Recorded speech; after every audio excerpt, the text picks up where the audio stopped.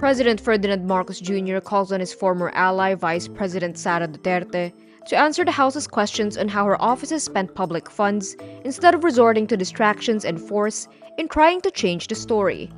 Kakabahala ang mga pahayag na narinig natin nitong mga nakarang araw.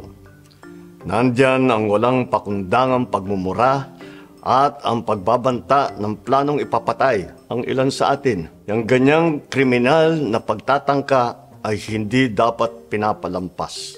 Yan ay aking papalagan. Ang katotohanan ay hindi dapat itokhang.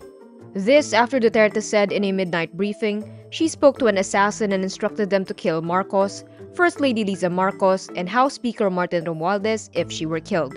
Sinabi ko sa kanya, kapag pinatay ako, patayin mo si BBM, si Liza Araneta, at si Martin Romualdez. No joke.